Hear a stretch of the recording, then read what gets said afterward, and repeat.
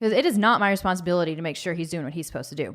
I am responsible for myself, my actions. I am responsible for allowing him to make his own mistakes without interfering. Yep.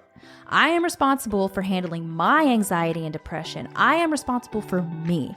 Yes, some of the things that happened within our life were probably the cause of my anxiety and depression, but I'm not going to blame him. It's now my responsibility to fix it.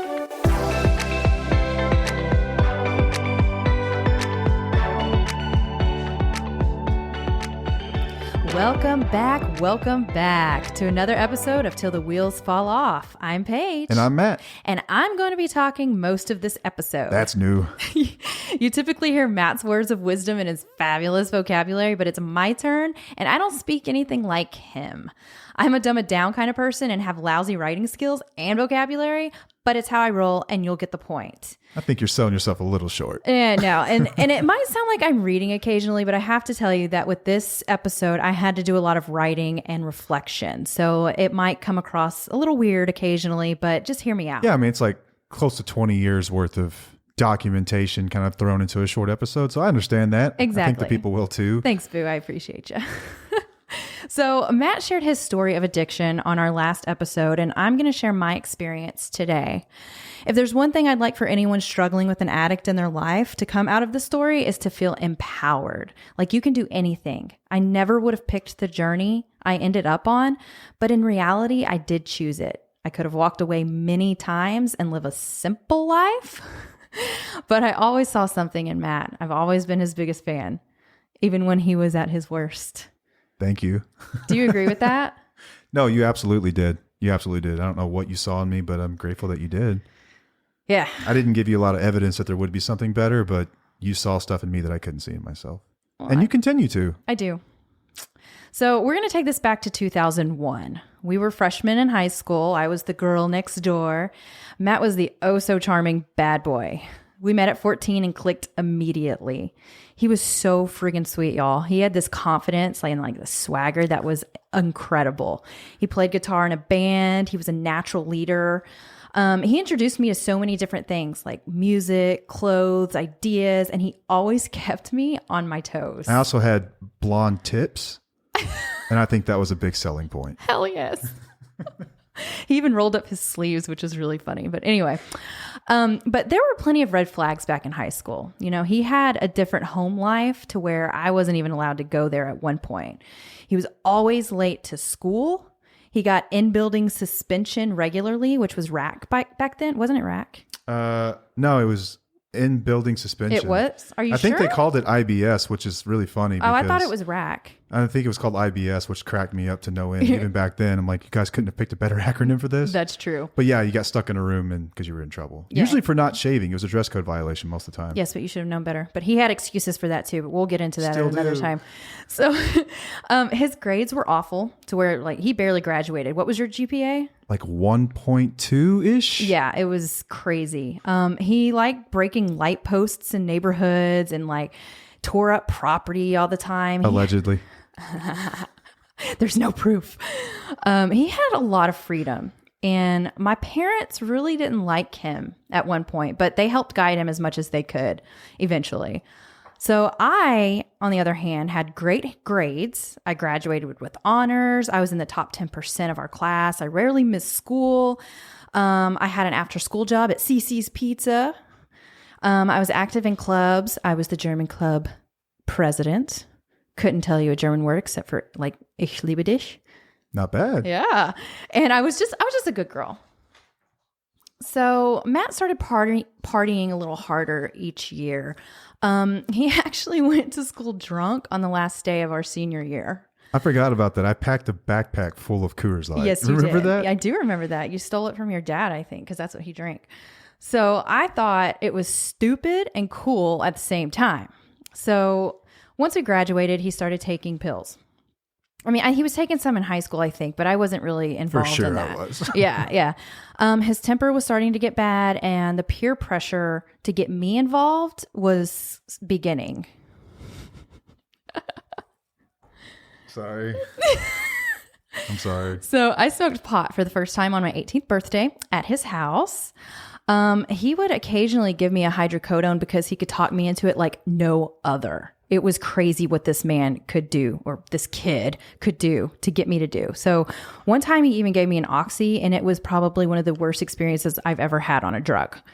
I got so sick and even felt it the next day on my way to work. I was nodding off and feeling super off, and never again did I take one of those pills. I was just so easily influenced by him, but I always had opinions on how he was doing things. When we moved out at 18, I worked full time and went to college in the evenings full time. So my schedule was super busy. But I ended up dropping out of college because I couldn't handle it. It was a lot of friggin' work. We both partied like college kids do, but his was always extreme. Every day he had to get messed up. I eventually had my first panic attack at around 19 to 20 because I was taking some diet pills that I think he gave me. I don't remember if it was him specifically, but I couldn't handle it. And there were other factors going on in our lives, and I was just starting to lose myself. I don't remember giving you diet pills. Well, I'm not saying I didn't. I just don't remember these very well. Well, I'm sorry. We moved to his college town a few years later, and partying became a norm in our relationship. We drank, smoked, had a hell of a time until it wasn't really fun anymore. I was working full time while he was in school, and I had to have some type of structure. So I scaled back on partying. Yeah, you would like just go to bed and leave us idiots up till 2 or 3 in the There were morning. always people at our house at this point. Like everyone was partying until like 4 a.m. and I had to get up at 6 because it was a long drive to work. So I had to scale it back. Matt was smoking, drinking, taking Adderall, shrooms, X, Coke occasionally, and I just sat by and watched. Adderall was by far the worst drug that you took. You hated that stuff. I hated it. Matt on Adderall. It literally changed his personality and his mood. I mean, he would get like angry and ugly, and he wouldn't eat either. And that used to piss me off too, because I'm like, can we please eat some chicken wings or something? And you're like, I'm not hungry. But I asked him to quit after college, and he did, but then he picked it back up once we were getting married. After he finished college, we got engaged and moved to Dallas for our next chapter. I was hoping his college partying style would get better and he'd want structure. For the record, I too was hoping for this. Yes, it was always a constant battle within your head, I'm sure. For sure. A few months before we got married, there was actually an incident that was almost it for me. I don't know if he remembers this. I remember this. Yeah, he got drunk and he said some really ugly things to me in front of some of our friends and some of my family. I actually snapped. He slept in the car. I don't remember sleeping in the car. You did. You slept in the car. You were trying to prove a point. I just remember this night. I wasn't drunk. You were, remember? Very. You thought I was drunk. That was the problem. But we made up the next day. He was very good at apologizing and trying to make things right. Like he normalized all of his behavior. But he did promise one day he would be a great man. At one point, he started getting back injections. So Matt hurt his back when he was like 18 or something. And it's also kind of in his DNA that he has a bad back. But he would always be sent home with a huge bottle of hydrocodone. I'll never forget these bottles. How many pills were in these bottles? 180. Okay. Yeah, they were huge. There was a point where he asked me to start hiding them.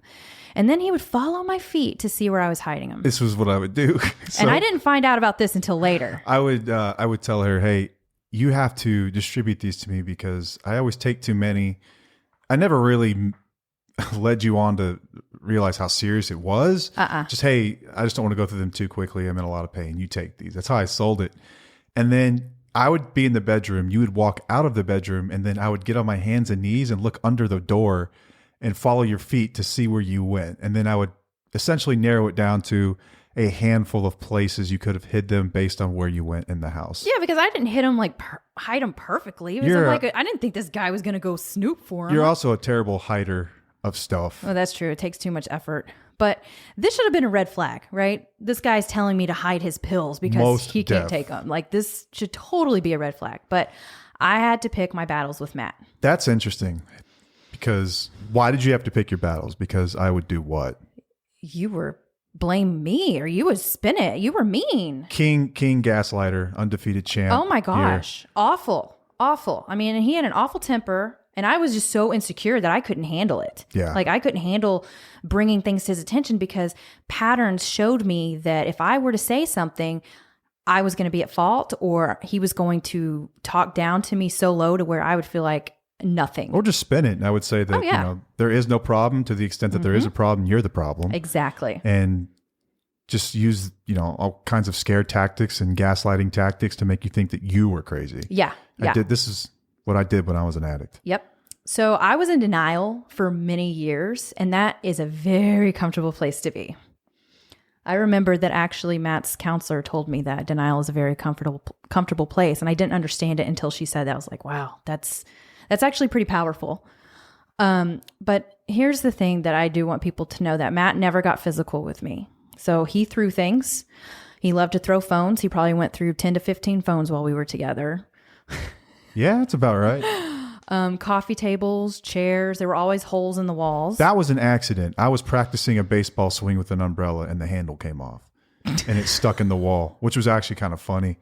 It stuck straight in the wall. Even in our apartments, honey, there were like holes in the wall. Probably, yeah. Yeah, it was a thing. I had issues, man. So he took his anger out on things. Like he would get angry over very small things too, like traffic, or if something broke in the house, you know, something that he had to fix. Anything that was hard would basically anger you. Ooh, to this day, I still keep keyboards, like old keyboards around, because there's nothing better than smashing a keyboard if you're angry. Oh my God. Like, remember I used to have a punching bag out? You bought me a punching bag for Christmas one year. I did. So I could go out and just wail on it. Yeah. But keyboards are the greatest. Like, there's nothing more satisfying than smashing a keyboard. It's just fun. Sometimes I just do it for fun. Okay, and I understand that, but yours is like, okay, I'm pissed off. I'm just going to go Yeah, I had shit. issues. But so, again, we'd been together for so long that this was normal. This was my normal life with him. So once I got pregnant with our first child, it was pretty quickly after we got married, things seemed to get worse. I thought he was going to change. I wanted the perfect family with a present husband who wanted to do all the activities and raise our kids with, you know, extended family. But that wasn't the case. He was emotionally unavailable. He always took hours to run errands. He'd say he was going to the store or go take a drive around the lake or grab donuts that were like 30 minutes away. Or he'd be playing golf, and he lied so much, and I didn't know. I trusted him. I thought he was doing these things, but just taking his sweet time, because I thought there was something wrong with me and that he didn't want to be around. So, no, he was going to his dealers. Damn it. I was not going to get emotional during this episode, but it does bring up some feelings because it was hard. He was going to his dealers' houses and getting his next fix. And he did this a lot. He also had a lot of random people over at our house. But Matt did what Matt wanted, and it was always about him. He began draining our bank account when we were wanting to buy a house. We barely had enough money to pay rent, and sometimes we had to ask for extensions. Do you remember doing that? Yeah, that was awful. Yeah. It was scary because I worked my ass off, and I just wanted a husband who cared for me like I cared for him. I mean, I was working a lot. But after our kid was born, the lies just kept happening. He was never home to help. And I honestly didn't trust him with our daughter.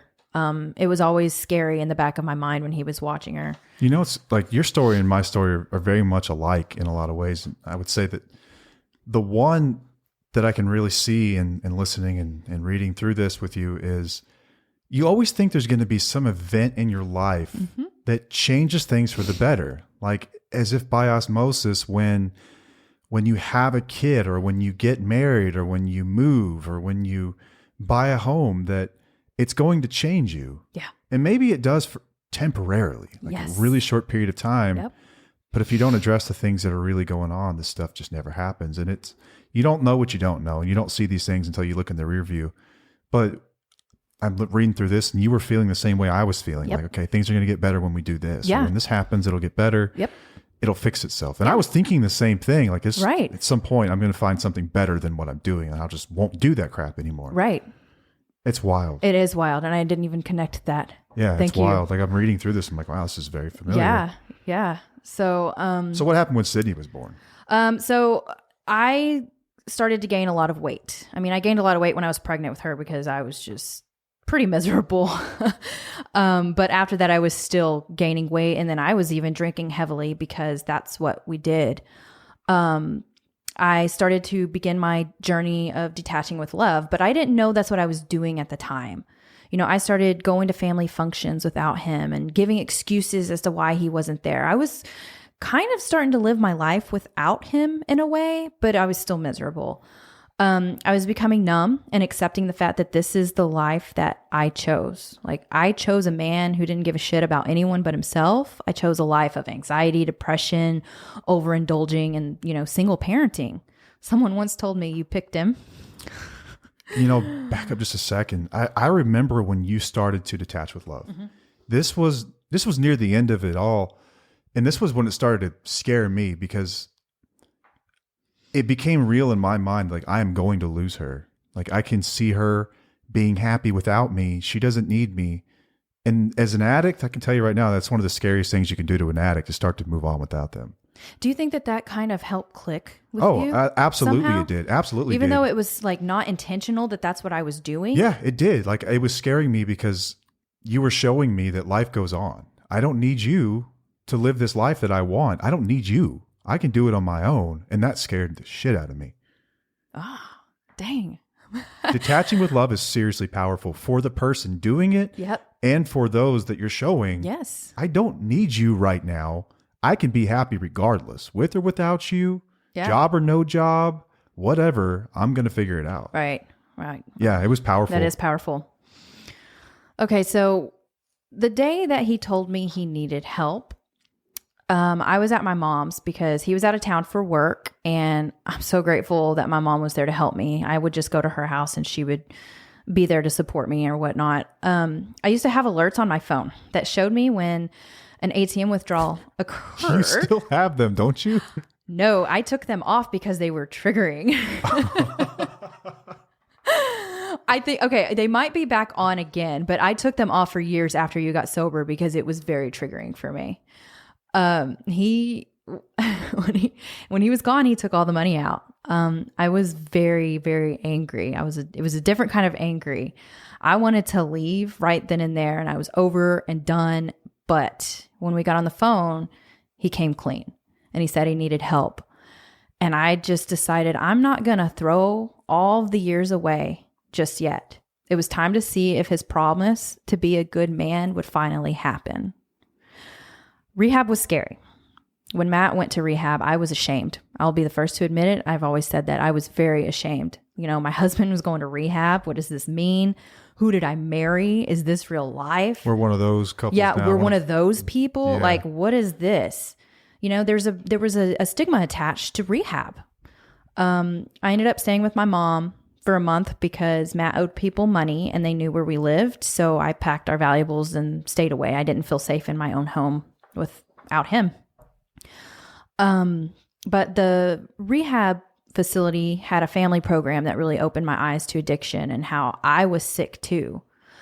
I was codependent. I really don't like that word, and we'll tell you why here in a little bit, but I lost my true self and my core values. I allowed him to control me, and I found out that I had a part in all of it. I had my own demons. I thought, this is his problem and he needs to fix it. But that was far from the truth. You know, I didn't know about codependency when I got sober either. I thought that once I got sober that it too would fix the issue. Mm-hmm. I had no idea that it takes two to tango, and this relationship between addict and codependent, and that they sort of feed on each other. Yeah. I had no clue this was even a thing. Right. I think that a lot of people are probably listening, maybe hearing this for the first time, that you're both sick and you don't realize it. It's not just the person who's obviously sick. Right. It's also the partner of that person that has a lot of their own issues. And isn't that the last thing you wanted to hear, though, was that you had issues? Oh, my gosh. I didn't want to hear that. I was like, what are you talking about? I've been doing everything right. This is his problem, not mine. I heard it put one time that the truth will set you free, but at first it's going to piss you off. Yep. And I find that to be true anytime I'm ever told hard truths. Yeah. Yeah. But yeah, it blew my mind too. I'm like, wait, no, time out. There's nothing wrong with her. This is my issue. And they were like, you need to let her walk her path. Right. And you walk yours. And I'm going to get to that in just a minute. I want to talk about how it was once you finished rehab. So you were in rehab for 30 days. Yeah. And I was hoping that, he was a new man and everything was going to be right in the world. And that was... Like, what do you mean by that? Like, when I got out... I thought it was going to be fine. I thought we were going to be old Matt and Paige, that everything was going to be great. He's going to be emotionally available to me and everything was going to... fixed. Yeah, I thought he was going to be fixed. Yeah. So you take your car to the shop and gets out and it's fixed. Right. And I thought that he could finally put his family first. Oh, yeah. But that's not true. He had to put recovery first. He had to go to 90 meetings in 90 days.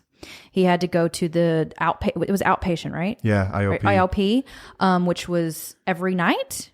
It was every night? 5 days a week, I think. Yeah, 5 days for like 3 hours. So he was not home. For 90 days. Not home. He was always gone. So I was like, okay, drugs consumed him before and now recovery consumes him. The fuck is this about? Yeah. Like, I actually blocked a lot of this time out of my mind because I was processing a lot. I really did. Like, I can't think back to, honestly, I mean, I went to IOP a couple of times because I had to do my processing there too, but I don't remember much that was going on because I don't know. It was something that I've just completely blocked out in my brain. It's a lot that I put you through. It's understandable. Trying to wrap my head around that he has to put recovery first. Now, as we're further into recovery, I think it is the most beautiful thing ever. And he doesn't need to put his family first. Recovery has to come first.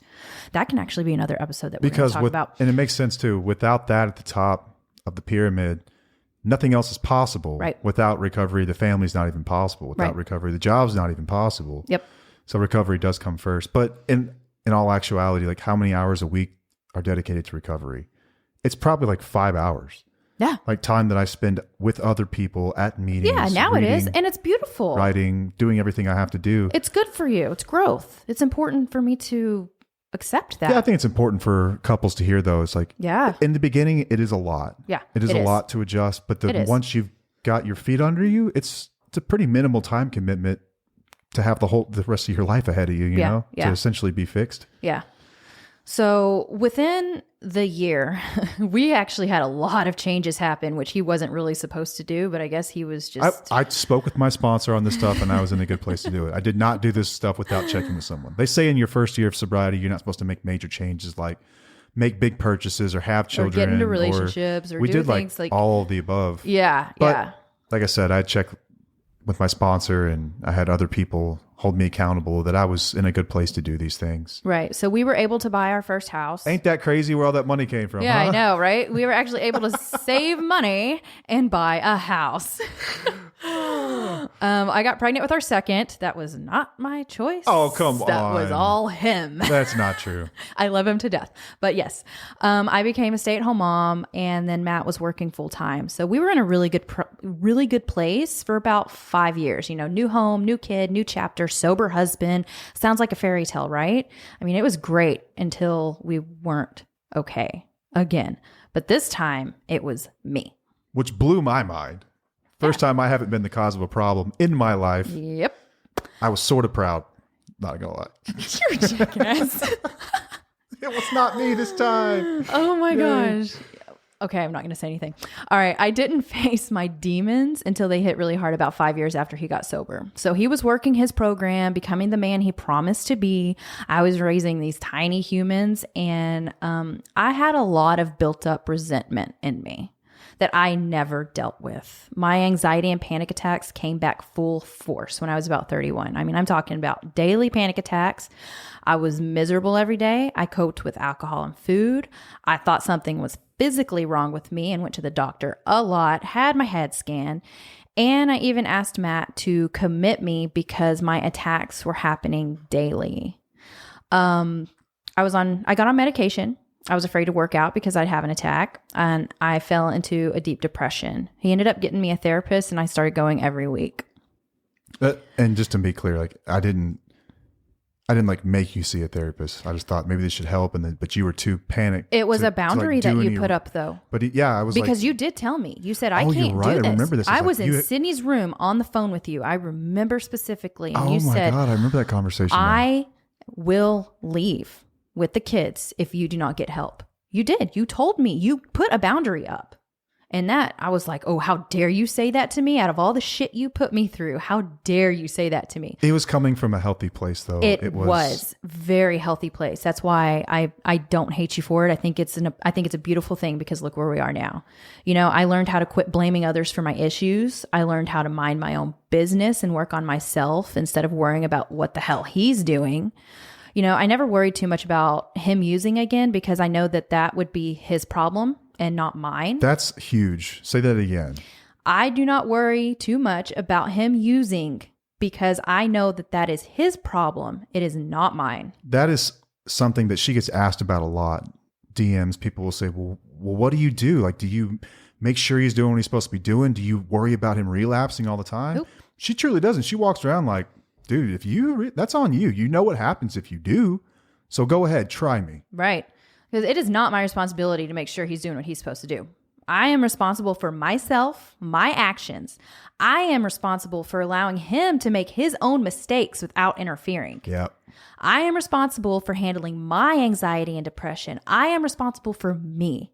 Yes, some of the things that happened within our life were probably the cause of my anxiety and depression, but I'm not going to blame him. It's now my responsibility to fix it. Well, the anxiety and depression, this is the thing, is that they were always there. Mm-hmm. There were just different catalysts that made them appear in your life every day. So whenever you're scared for your finances and things like that, because I was using drugs, that's obviously going to cause some panic attacks and some issues and some anxiety.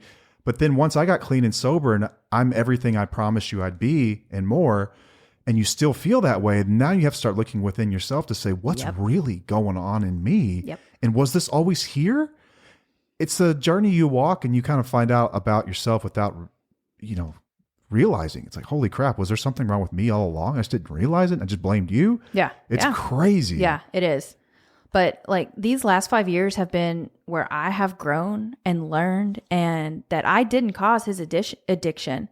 I can't cure his addiction, and I am definitely not able to control it. The 3 C's. The 3 C's. This is something that we've learned, and I learned in Al-Anon, and it's in AA as well.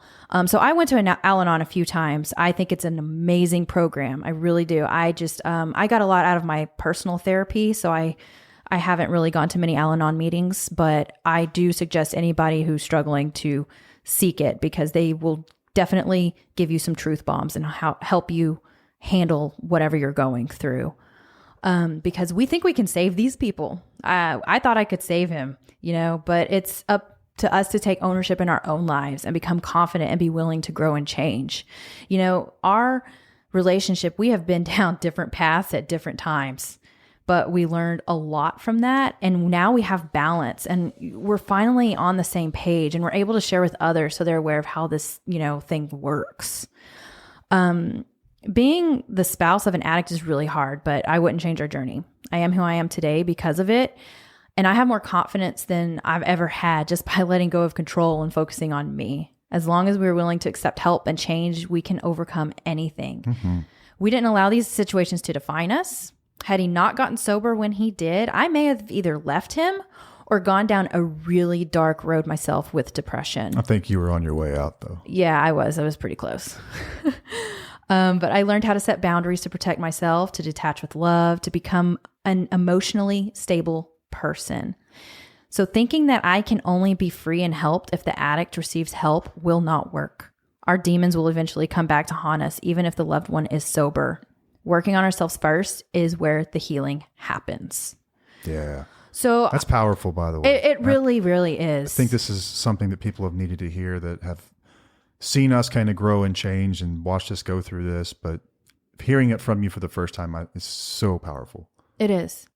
So I kind of want to talk about the signs of a codependent real quick. Talk about the word. I do want to talk about the word. So when I first heard that word, I said, I am not codependent. I hate this word. Like, they used it all the time in every program that we went into, because I thought it meant I had to rely on him for everything, like financially and a home, everything. Because I had my own job. I was financially stable. I was independent. Shit, I always told myself, I'm independent. I'm an independent woman. Yeah, I'm way smarter than he is. Like, yes. He needs me. What do you mean I'm independent? Right. What are you talking about? So that word threw me off. But What's another term, Matt, that you can think of? I like emotionally reliant. Yes. That's a good one. Yeah.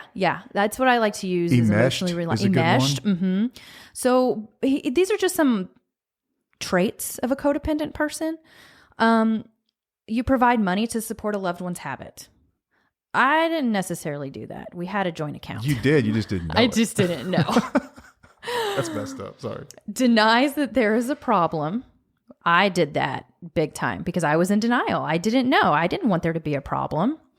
Avoids conflict at all costs. I told y'all why I avoided conflicts at all costs. Feeling responsible for your partner's thoughts, feelings, and actions. Who does that sound like? Yeah, that's a big one. Me. Yeah, that's a big one. That was us for sure. I'm an empath. I take on emotions. I take on feelings. I'm a highly sensitive person and I will feel what he feels, but that's not an excuse to be, codependent. So, making excuses to cover up their substance abuse, calling in sick for them when they're hungover. I never did that shit. Some do though. Yeah, I know. But I was like, no, you weren't going to save me there. No. Saying yes when you want to say no. I did that a lot because I didn't want to cause any friction. Providing care for them when addiction symptoms present physically. Like withdrawal and stuff? I'm assuming that. Yeah, it's got to be like if someone's withdrawing and you baby them. I mean, I didn't really baby you because I was getting sick of you telling me you had a stomach ache. I'm like, you need to get your ass up and go to work. I never remember getting sympathy for withdrawal symptoms. No, it pissed me off because I'm like, there's no way somebody's sick like this all the time. Get your ass up go and to work. Quit with this, I'm so tired. Yeah, well, if your ass wasn't up at 3 a.m. till 3 a.m., you wouldn't be tired. Anyway, I'm getting off topic. Putting their needs above your own and neglecting your own self-care needs. That was me. I didn't start eating right and exercising 100% until this past year. So I always put your needs above mine. Turning to drugs or alcohol to cope with the stress or dysfunction of the situation. I told y'all I did start drinking heavily after our daughter was born. So I'm codependent and I've worked on it, and sometimes Matt and I will get people who say that their situation is different and that their spouse is different and their lives are different. Hear me out. We're all different, right? But we can all change our reality. We were all the same in this. We're in charge of how we react. And it's an excuse. I made excuses for years, but if we can change and grow, so can you. I've heard, you don't understand me. Yeah, but I'm different. If you had my job, if you lived where I live, if you had my situation or my parents, then you would understand. I don't want to hear it, man. You are not unique. And if you choose to be unique, I call that terminal uniqueness because you have signed your own death certificate and decided that you are so different from everyone else that nothing will work for you. It's a decision made consciously. Right. Terminal uniqueness. Right. You're signing off on the fact that you choose nothing will work for you. There you go. It's totally different. So I did want to bring up a few questions that you've been asked a ton. And I know that you've talked to me about, you get to so much, you kind of forget.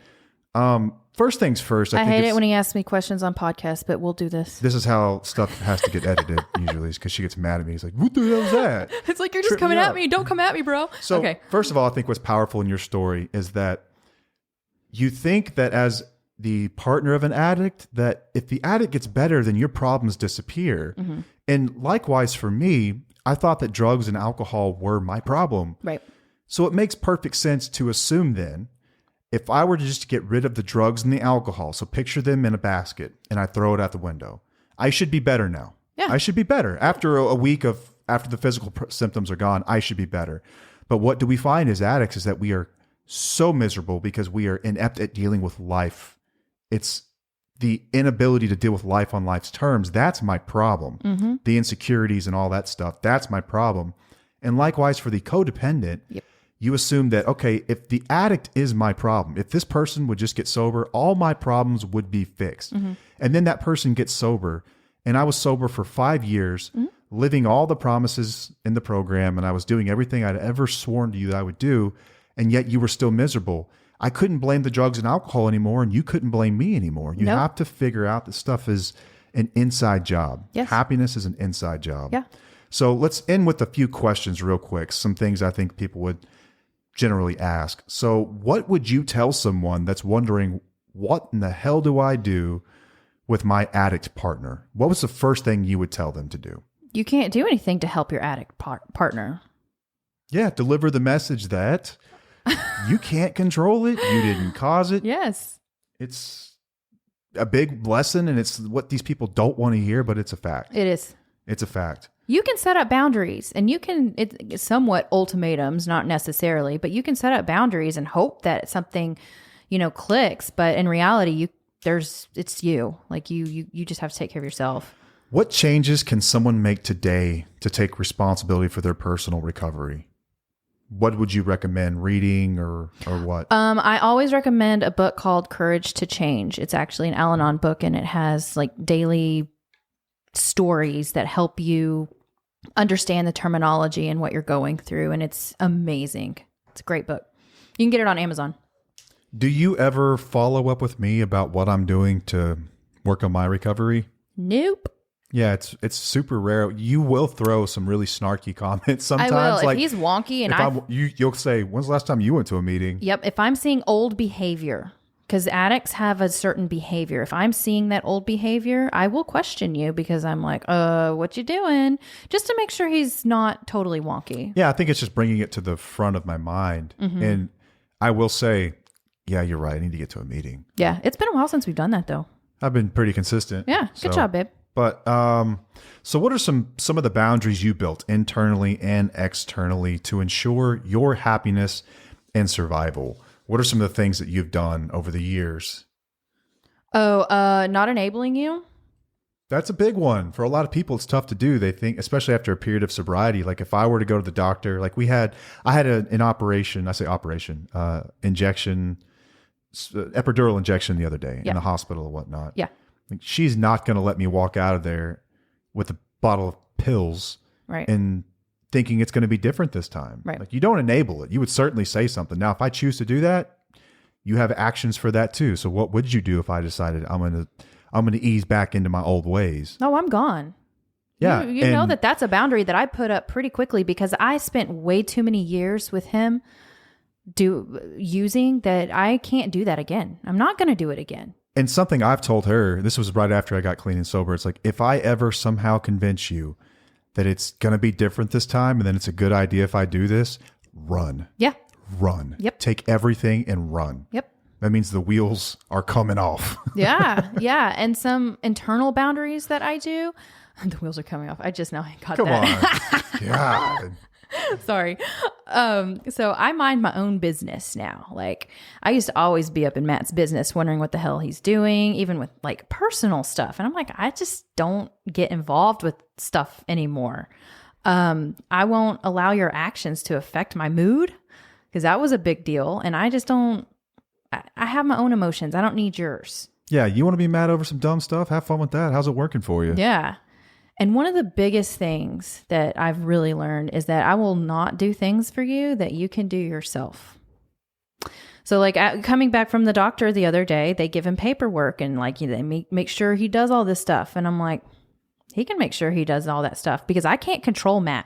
He will do what Matt does no matter what. I can tell him to sit his ass down and not work out. But there are times when he gets up and he does it. That's on him. He's going to have to suffer the consequences, not my responsibility. That's huge, though. Yeah. It's huge. I'm not your third kid. Nope. I refuse.